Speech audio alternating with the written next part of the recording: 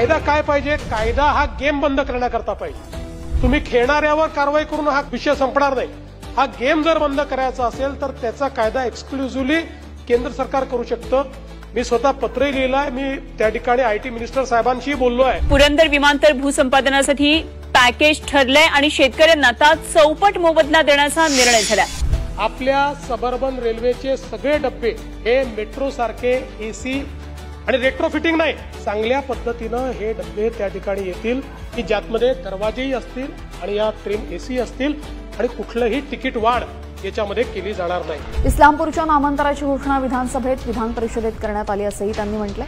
गेल्या अनेक वर्षांपासून इस्लामपूर शहराचं नाव बदलण्याची मागणी केली जात होती। 6 वर्षाची शिक्षा आता नवीन सर्वोच्च न्यायालयाच्या निर्णयाप्रमाणे आणि आपण जे केलेलं आहे त्याप्रमाणे पेलेबल होते। त्यामुळे 7 वर्षापेक्षा जास्त शिक्षा जर असेल तर त्याच्यामध्ये अधिक आपल्याला स्ट्रिक्ट अशा प्रकारची कारवाई करता येते। सुधीर भाऊंनी जरी 20 वर्षाची मागणी केली असली तरी शिक्षा वाढवण्याच्या संदर्भात आणि जे काही शेवटी कुठलीही शिक्षा ही कमेन्सरेट टू ऑफेन्स अशा प्रकारचीच वाढवता येते। त्यामुळे या 30 लाख कुटुंबांना पुढे विजेचं बिल येणार नाही, त्यांना मोफत वीज मिळेल।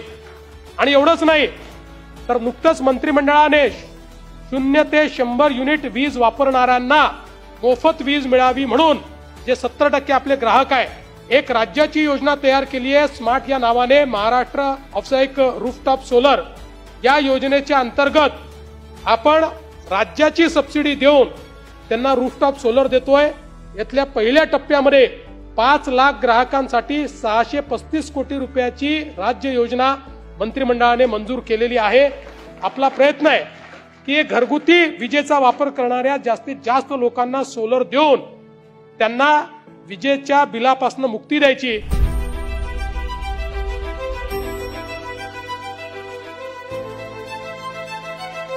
शेड्यूल कास्टचं सर्टिफिकेट किंवा ते आरक्षण ज्यांनी घेतलेलं आहे हे जर हिंदू, बौद्ध किंवा सिख या कम्युनिटीचे नसतील तर त्यांना तो आरक्षण घेण्याचा अधिकार असणार नाही।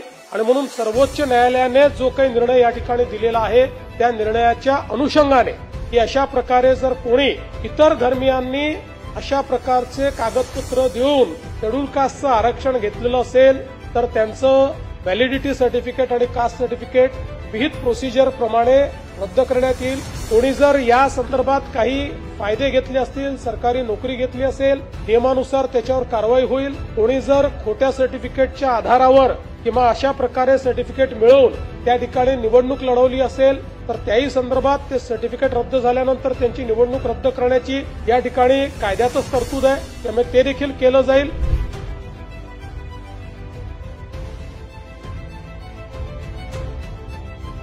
जसं पावसाची कामगिरी दमदार आहे तशी आमच्या सरकारची कामगिरीही या अधिवेशनामध्ये दमदार ठरलेली आहे। एकूण 16 विधेयके या ठिकाणी मंजूर करण्यात आली।